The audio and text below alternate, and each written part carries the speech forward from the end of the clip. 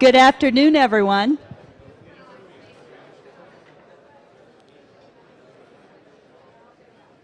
Good afternoon.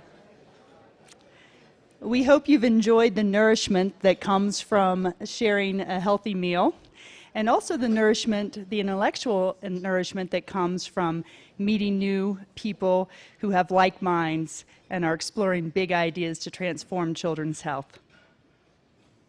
Each participant in the Children's Forum brings different and passionate things to this discussion, and we hope you really are taking advantage of learning from each other, sharing with each other, and enjoying your time here with us, so that you can take it back to your own organizations and really impact what's happening on behalf of the kids in your communities and the kids in North America. My name is Pam King-Sams, and I am the planning chair for Aspen Children's Forum. It's my great privilege to be here today and to just say how happy I am that you all have taken the time to come out, to travel from as far away as up in Canada to across the country to be here with us today. I'm going to say Canada as many times as I can so we don't forget our colleagues up to the north. So a few things. I think my colleagues in the Woodmark group would agree that we see many, many examples over and over again of the transformational power of partnerships, of bringing together amazing faculty, amazing administrative teams from hospitals, policymakers, and philanthropists to do transformational things on behalf of the children that we all care about so much. And the idea around this conference came out of that.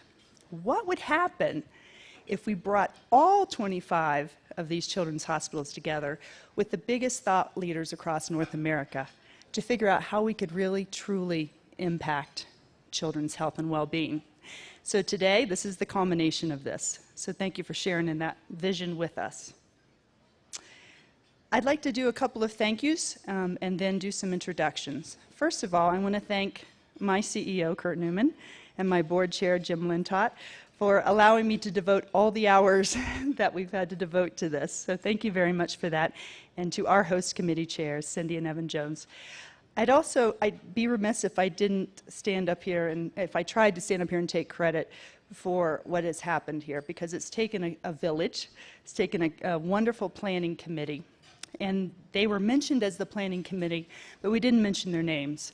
And I really feel like we should do that because they've devoted many, many hours to making this a success it is today. So David Alexander, thank you for being the brainchild, along with Jane Wales, behind the scenario planning today.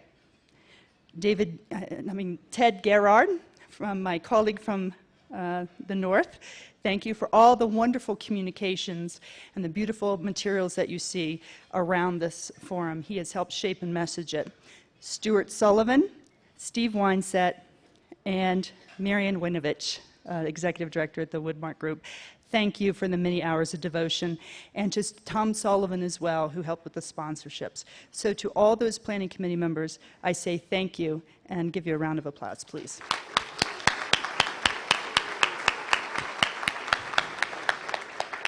And an ex officio member for me of the planning committee, somebody I could always turn to and ask, what does this mean with Aspen, is Tony Verstandig. So thank you, Tony, for your assistance in this as well. And of course, Jane, for leading us, leading the Aspen side of this. Thank you for bringing us all to this wonderful place and teaching us how Aspen does it.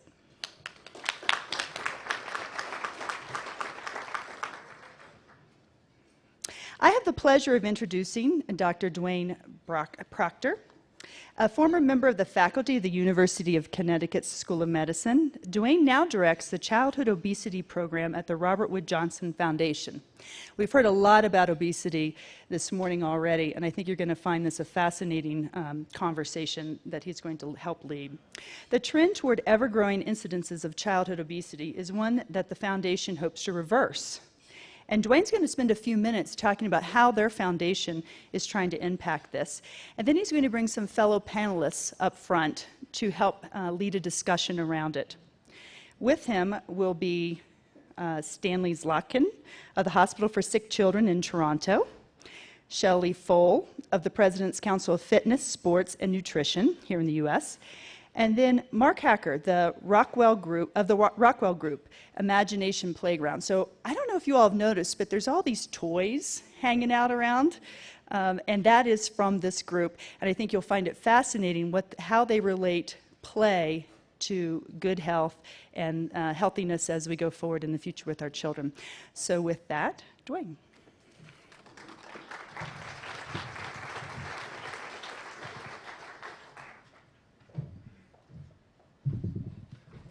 Good afternoon, and thank you for the kind introduction. It's a pleasure to be here, and usually when I show up in a room, that's when people leave, because the obesity guy comes and you hear nothing but bad news, and you hide your cookies from me like I can't see. I can see. I know there's cookies out there, and that's fine, We do have a childhood obesity crisis in the country, and we all are committed to taking great steps to do something about what's happening here. And that includes my fellow panelists today. Shellie Pfohl is the Executive Director of the President's Council on Fitness, Sports, and Nutrition, working to educate and engage and empower all Americans to live an active, healthy lifestyle. So if you remember the patch that we used to get for being physically active, the patch is back, and it's here. Shellie's had a wonderful career in physical activity. She was also the executive director of Be Active North Carolina. She was the founding director of Be Active America and served as executive director of North Carolina Governor's Council on Physical Fitness and Health. And so we have a great panelist in Shellie today. Stanley's, yeah, go ahead, applause. There you go. Stanley Zlotkin is Vice President of Medical and Academic Affairs with the Hospital for Sick Children in Toronto and Professor of Pediatrics, Nutritional Sciences, and Public Health. Dr. Zlotkin and his program, which is called the Sprinkles Global Health Initiative, has focused on research and advocacy to control malnutrition in children. He was awarded the H.J. Heinz Humanitarian Award in 2001 for his international advocacy work on behalf of children. And recently, he was awarded the Order of Canada, Canada's highest civilian honor, for his contributions to improving the lives of children. Welcome. We're glad that you're here with us today. And from the Rockwell Group, we have Mark Hacker. And if you've read about Imagination Playground or saw the big blue toys that are out there, these are part of the brainchild of the Rockwell Group. And we're so happy to have you on our panel today because he's coming from a different perspective. He's an architect. He's a designer. And so he's bringing that into this understanding of what the world would look like if we place kids first. And being posed that question, the Robert Wood Johnson Foundation, our position on childhood obesity prevention is just that. What would the world look like if we placed children first? In our world, our kids, all kids, would go to schools where there were healthy foods, foods that met the dietary guidelines of the USDA. We would want those kids to be active as part of their school day, whether it's through physical education or physical activity in before or after school programs. We want them to live in communities where it is easy to find affordable, healthy foods, and those foods need to be affordable. And if those foods could be even priced better than unhealthy foods, that would be what we would like to see in a world for kids. We'd also want to make certain that the marketing of unhealthy food products are not what's bombarding our children every day as part of their social lives growing up. And we want to see kids outside and play. And we'd like to make certain that when you have important meetings like this, that there's also youth voices, because you know you can learn a lot from kids as we learn what to do to shape their future. Their contributions to us can be helpful as well.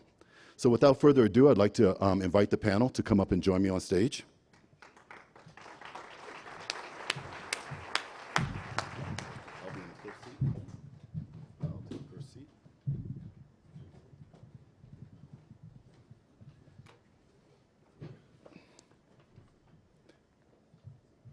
And we will start by hearing from Shellie Pfohl. And I'll pose this one question to everybody. So after Shellie, Stan, if you could go, and then after Stan, Mark, you can go. The question is the same. What would the world look like if we placed kids first? Thank you, Dwayne, and good afternoon. Good afternoon. Oh, come on. All right, that's a little better. That's a little better. Thank you so much, and it's really an honor to be here and to be invited and to be with Dwayne and our our other esteemed panelists. And so Dwayne kind of teed it up. So most of you remember the President's Council, then called the President's Council on Physical Fitness and Sports. Notice we added nutrition. Anybody note that? Is that a good thing? Yeah? Cool. I'm going to really focus on physical activity today. But how many of you remember us because of that doggone patch? Yeah, lots of you, lots of us. How many for you, maybe that's not such a good thing? Like you almost got the patch, but you didn't. Some of us, yeah, I travel all over the country, and that's how people know us. I mean, our brand is really, it's there. We have a really good brand.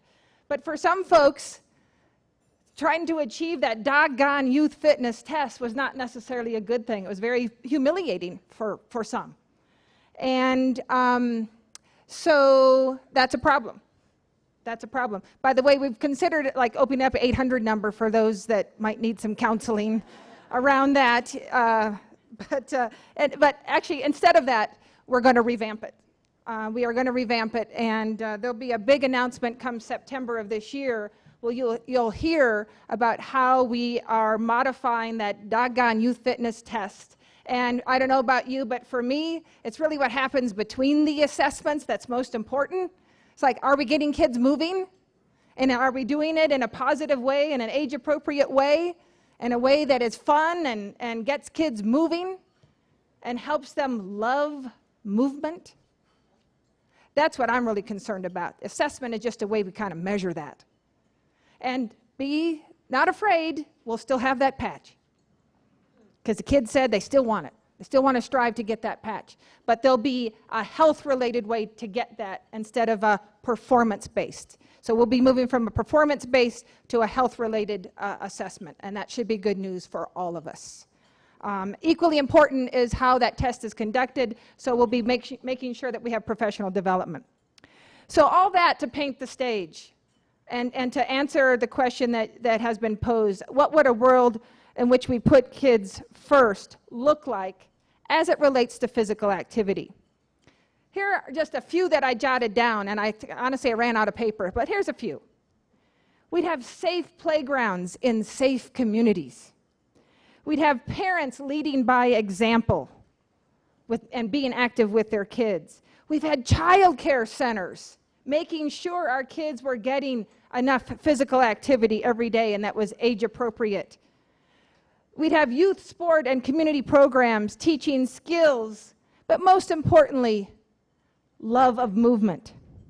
We'd have more video games that were active games. We talked a little bit about that earlier today. So we want to move that 7.5 hours of screen time that kids are getting from sedentary screen time to active screen time. We can do that with active gaming, with some of the apps and so forth that we've been talking about some today. We'd have safe routes to schools. Means we need transportation planners in the room, right? We'd have active transportation. We'd have physical education, quality physical education taught by a certified physical educator in our schools. Preferably daily, but it has to be quality. And we won't confuse physical education with physical activity. Two different things. Physical activity is how we practice what we learned in PE. It's important. We need it. Before, during, and after school, we need to be integrated with classrooms. And so if I'm a science teacher and I'm teaching about the solar system today, maybe I can get the kids up moving around the sun, being active, teaching about the solar system. If I'm a math teacher, whatever it is, I'm using activity to teach the skills that I need to teach for my subject area. By the way, we also might have PE considered a core subject, you know, if we could have what we wanted, right? Just suspend disbelief, right? That's what we're here for. What if PE was a core subject? Imagine it. We'd be reaching all kids of all abilities, or all disabilities, as we heard earlier. All kids of all abilities. We'd have those urban planners, those architects, those transportation planners, all of those folks at the table. We'd have people working on this from a community-based standpoint. We would be looking to change the culture of our schools as well as our communities. We have to look at this from a cultural perspective. And so it's not going to take one program, one idea. It takes all of it to come together. We know we want healthy kids and parents and principals and superintendents and school board members would understand that fit kids are not only healthier, but perform better academically, are less likely to wind up in the principal's office due to behavioral issues. They will have more confidence, more self-esteem, less likely to engage in those risky behaviors. We would see physical activity as a positive gateway behavior. A positive gateway behavior, because we know that kids who are physically active are less likely to engage in all those risky things. The data is better on some things than other, I get that. But we know that it's going to have positive repercussions in all of those other social issues. Physical activity would be fun. Youth sports would be fun. Community parks, trails, facilities would be accessible to all kids, regardless of their means, regardless of their geography. We'd have youth sport coaches with proper background checks, proper training, proper understanding of what it means to mentor kids through those youth sport endeavors. We'd have parents that might be in jobs that also valued physical activity for that and the family. We'd be addressing some of those environmental issues and the toxic stress, by the way, as well, because last time I checked, it's kind of hard to be outside being physically active if you can't breathe the air, and some of the other environmental issues. We'd be using technology. We'd be looking at those joint use type things that we talked about in the sports section. These are some of the things that I ask you to consider. And by the way, I think that you, as children's hospitals, as philanthropists, you have the ability to convene all those people that I've just mentioned. Perhaps one of the best things that you can do is convene those people around this issue so that we're all moving, literally and figuratively, in the right direction. I'll stop there. Thank you.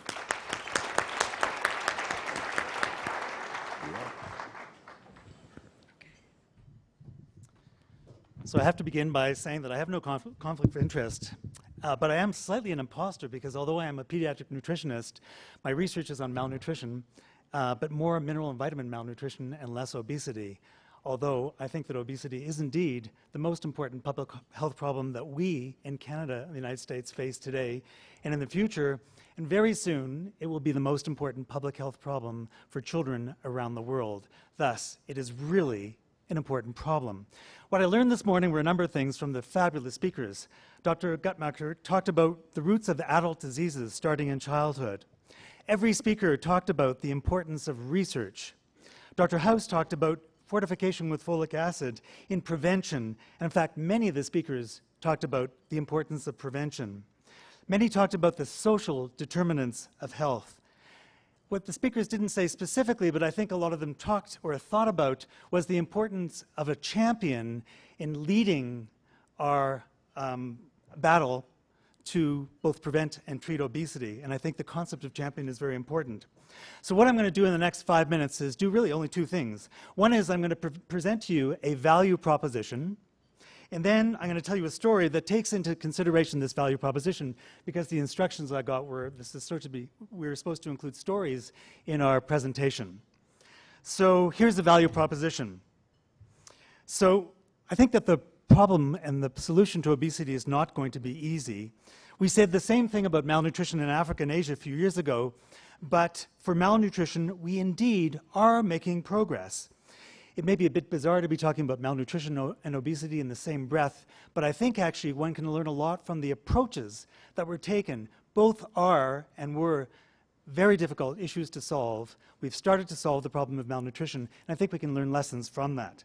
So, let me make the case that there are 4 components in dealing with malnutrition and 4 components that we can take as a value proposition for dealing with obesity. And here they are. First of all, you have to get the science right in order to understand the problem. The second is you have to innovate. Sometimes it means inventing something brand new, and other times it simply means doing new things with things that we've used in the past. The third is, very importantly, you have to pick your partners really well. Those partners can be in the area of philanthropy, they can be in the public sector, governments, universities, NGOs, or indeed the private sector. And I'm going to talk about that in a moment. And finally, you have to implement in a really smart way, and you have to measure. You have to measure your successes and measure your failures. If you have failures, you have to learn from each one and also not repeat them. So again, the 4 value proposition components are: 1, get the science well; 2, innovate to find a solution; 3, absolutely have the right partners; and 4, measure. So here's the story. About 10 or 12 years ago, I was asked by UNICEF, and you'll know that UNICEF is the UN agency that is responsible for all the children in the world. So UNICEF asked myself and one other consultant, who was also a pediatric nutritionist, to come to Copenhagen. They had a question for us, and here is the question. They said, we think that there are a lot of people a lot of children around the world with deficiencies, with malnutrition, and a deficiency of iron, which causes anemia. So our question for you consultants is this an important question? Should we have something to treat this in our catalog of things that we treat? And third of all, should we take this on? So both of the consultants went back, we did our homework, and we came back with the following answers. Yes, this is an important problem. Iron deficiency in growing children affects their physical development and their cognitive development. It affects their IQ. So yes, indeed, UNICEF, this is an important problem for you to take on. In terms of the number of children around the world, we estimated that there are around 700 million children in the world with iron deficiency or anemia. So again, UNICEF, this is your problem to take on. And the third one they said, you have to base your answers on evidence. We said, we've looked at the evidence, and there is no program that works. That is, we know how to treat iron deficiency. You simply give iron, as we know how to treat obesity. Decrease food intake, increase physical activity. But what we said is, we know how to treat iron deficiency, but all of the interventions that have been tried in the past, and these are for children, primarily drops and syrup, don't work. And they don't work because they taste bad, parents won't use them, children spit them out, and they stain children's teeth brown. So for issues, very practical issues about acceptability by parents, none of these programs, if you want evidence-based, have been shown to work. So UNICEF said, put up their hands and said, well, you can't tell us that there are 700 million children, that it's an important program that affects the development of a child, their brain development, their physical development, but you don't know what to do. And we said, if it's based on evidence, then there is nothing for you to do. They said, go back and solve this problem. So again, making this in my 5-minute talk, we went back to Toronto. Among my group, we came up with an idea which we called home fortification. In North America, we really don't have problems with iron deficiency because when we feed our baby foods, we buy them from grocery stores. The baby foods are mixed up together in the factory, and they fortify these foods in the factory. So all of our baby foods are highly fortified with iron. In the developing world, people use local commodities to make baby foods, thus you can't fortify them in a factory. So the concept we came up with is called home fortification. Basically, we put iron in a small sachet, the kind of sachet that looks like a sugar sachet or artificial sweetener. You tear it open, you pour it onto whatever food the children are eating, and you tell the parents that the children will get better. So I went back to UNICEF and I said, I have a great idea. And I said, I have an idea. You put the iron in a sachet, you feed it to the parents. They don't have to be literate to use it, and we think it's going to work. So they said, well, sounds like a good idea, but here are the 4 things you have to do to get us to take this on. A, you have to show that it works. B, you have to show that people will use it. C, someone is going to have to make it for you. Remember, there's 700 million children. Each child needs 100 per day. You're never going to find a manufacturer who's going to make it. And fourth, you have to find some models of implementation. Over the next 10 years, we did all 4 things. We did research to demonstrate that in children with anemia, if they got the powdered forms of iron, the anemia went away. We did focus groups in countries around the world, and we asked parents, are you going to use this? And they said, why wouldn't we use it? The child doesn't know they're getting it. We're adding it to the food. It's easy to do. We found private sector partners who said, of course we're going to do that because if it's successful, we're going to make money from this. So we found private sector partners in many countries around the world. And finally, in terms of implementation, we found partners. And our partners were all of the UN agencies, the World Food Program, UNICEF, and we found our partners in NGOs, we found our partners in the private sector. So again, when we go back to the basic concepts of getting the science right, we got the science right. Innovation to find a solution. Our innovation was a simple innovation, putting the iron in a powdered form, delivering it in a way that even illiterate parents could use it. Key partners. Our key partners were all of the companies that made it, the UN agencies, and our NGO partners. And finally, we measured the outcomes. We measure, and continue to measure today, because the key to sustainability is indeed ongoing measurement. Last year, 20 million children received micronutrient powders or sprinkles, and they were distributed primarily through UNICEF and the NGOs around the world. So, what would the world look like if we were to have a focus on children? I'll give you one example. I've had the phenomenal luxury of traveling around the world for my research projects. And one I remember well was in Mongolia. I was in a yurt in a tent in Mongolia, and I was talking to a parent whose child had used sprinkles. And I said, well, what are your ambitions for your child? And she said, this is in Mongolia. She said, I want my child to be healthy. I want my child to be well educated. I want a roof over her head, and I want her to have a good job when she grows up. I think parents around the world would agree that those are what we want for all children. Thank you very much. Very good, very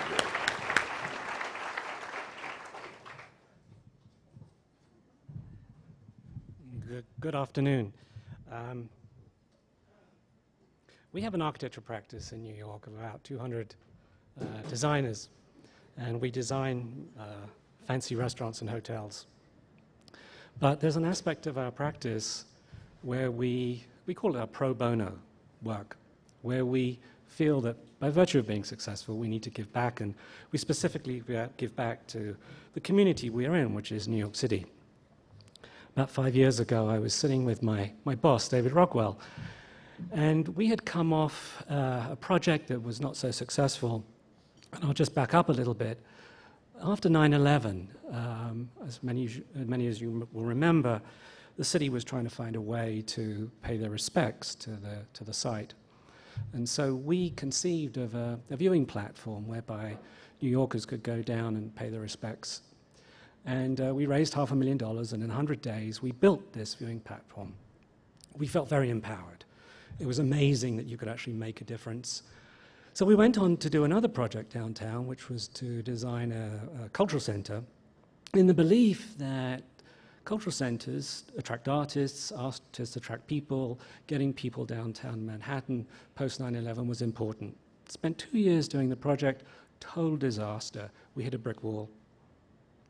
Having lunch with David one day, he said, you know, we really need to do something where we've got time to show for it. He has 2 kids. He said, why don't we build a playground? In the essence of that lunch was born a project. It's called Imagination Playground.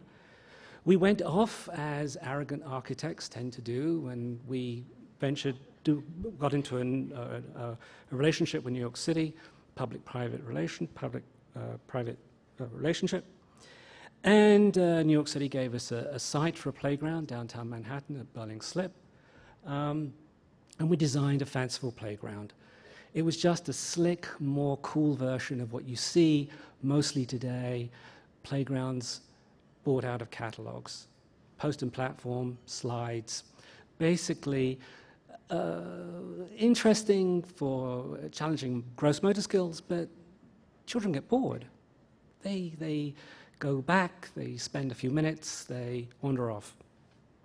We said to ourselves, if we're going to do this, if we're going to design a playground and we're going to do it in our free time, we have to do something different. So we went back and we looked at the history of playgrounds, and we were very inspired by what went on in the post-World War era, especially in the bombed-out sites in Europe.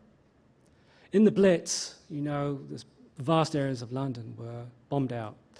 And what was noticed was how many children were having the best time playing on these bombed-out sites. They were playing with the bricks, the concrete, even the glass, dare I say.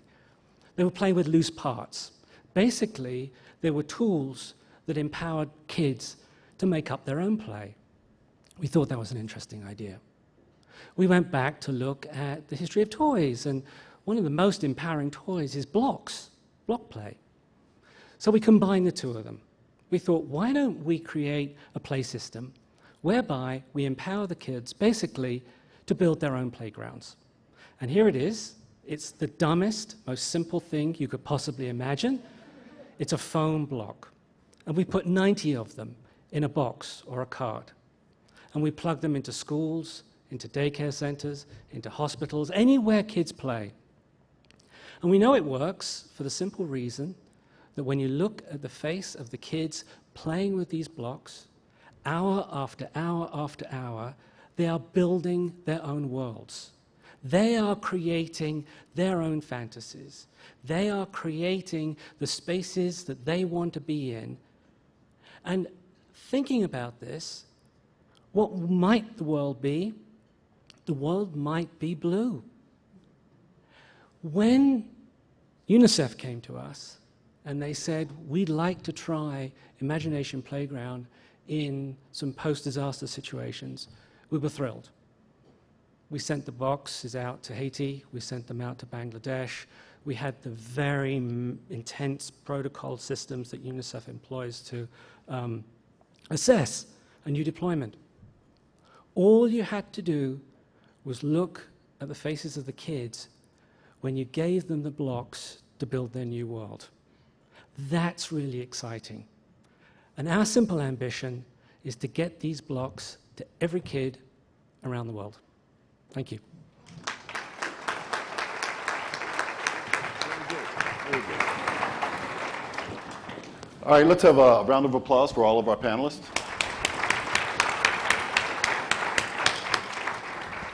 Now here comes the fun part. And we'll start with you, Shellie. Going to the science, because we said science is important. One reason why we are facing a childhood obesity epidemic in our country is we have an energy balance problem. Kids are consuming far more calories than they're burning off as part of their play.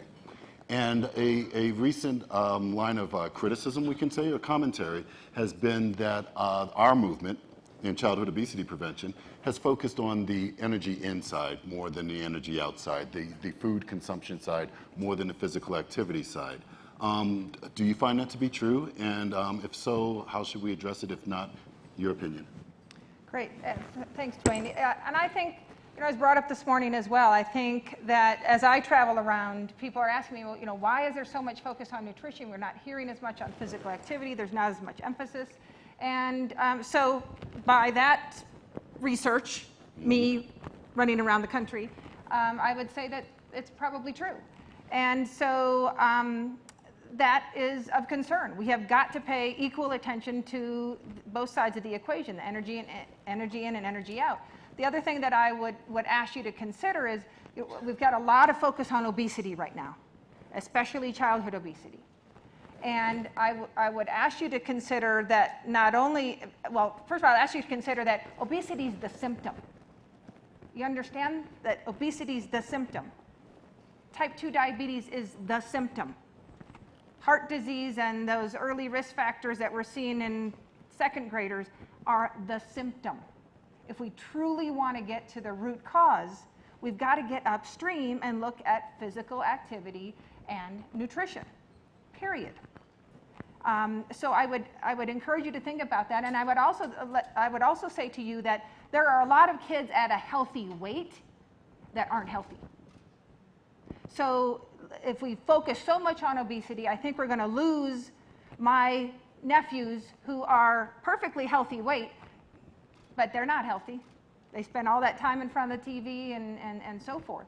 So I would encourage us to look at the fact that we have a physical inactivity epidemic. And I would point you as a resource, 2 days ago, the Lancet came out, a whole series in the Lancet that addresses this and specifically talks about physical inactivity. Just really great articles talking about all different areas and where we need to address. Very good, thank you. Stan, I want to call you Dr. Z. Can I call you Dr. Z? I think it's cooler if I call him Dr. Z. In your presentation, I was fascinated by the idea. You have 700 million children. They need 100 of these pills a day. And a year. A year. Yeah. Thank you, because I was doing the math and it was getting all crazy. But a year. But you also pointed to that there wasn't enough manufacturers that could actually handle that as well. And in childhood obesity, when Robert Wood Johnson Foundation made the announcement that we're committing $500 million towards this, towards reversing this, we did this as a call to action because we wanted to see all sectors come to the table. Do you see room for public-private ventures in our work in combating obesity? Right. So not only room, but I think it's a necessity. I think that the solution to the problem won't be with the universities. It won't just be with the government.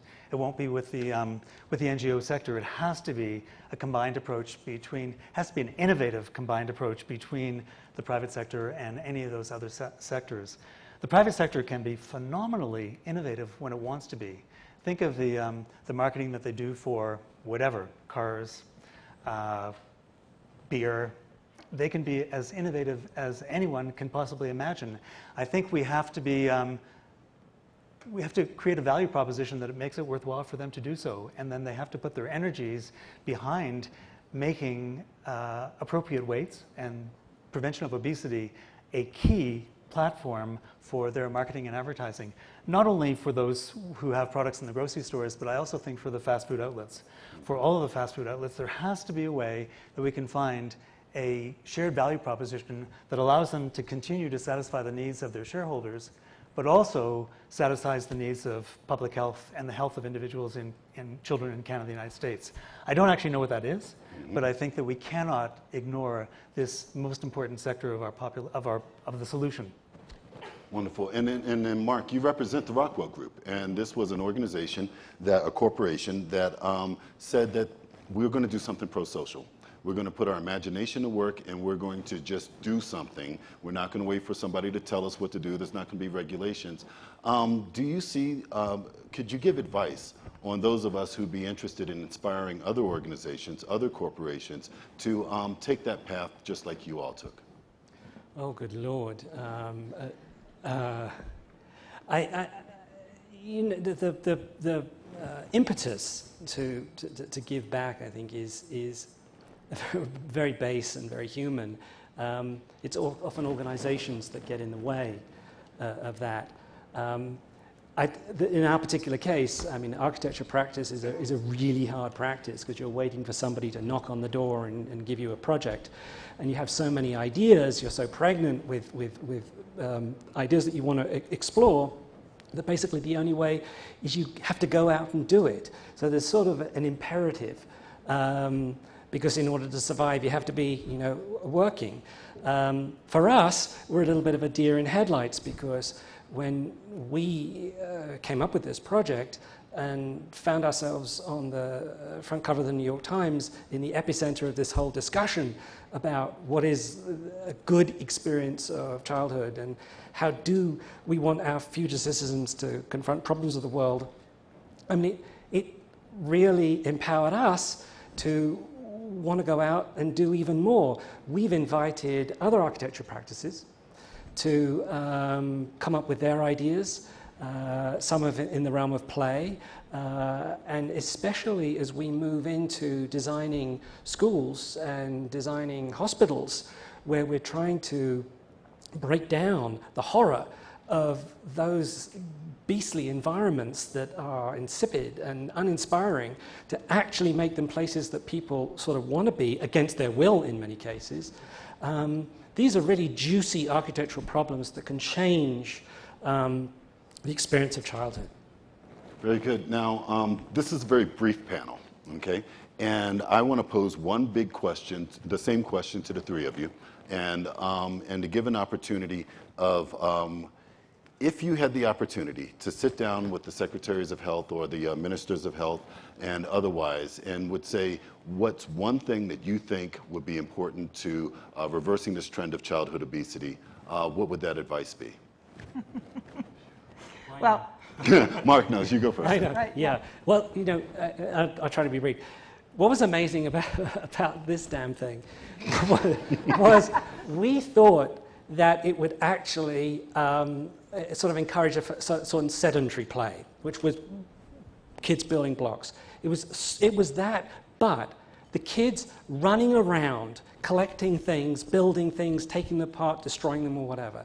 So I think to both encourage imagination and to encourage physical activity, I would say we should put Imagination Playground in every school across America. Simple. Okay. Either?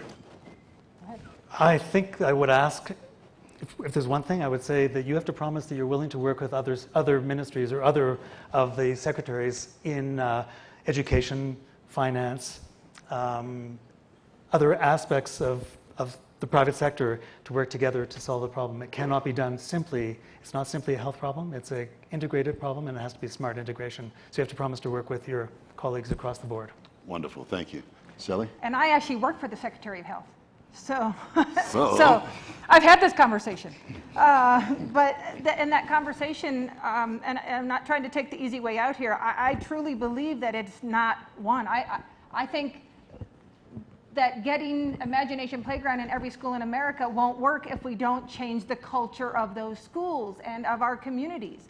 And for that, we need multiple, we need multiple programs, multiple interactions, multiple investors, if you will, and we've got to look at this at how do we reach the individual, the family, the community, the school, the policymakers. It's got to be all of those things. It sounds overwhelming, but what I know from visiting communities across this country, that they start with one thing. They start with an Imagination Playground. They start with a safe route to school. They just start somewhere.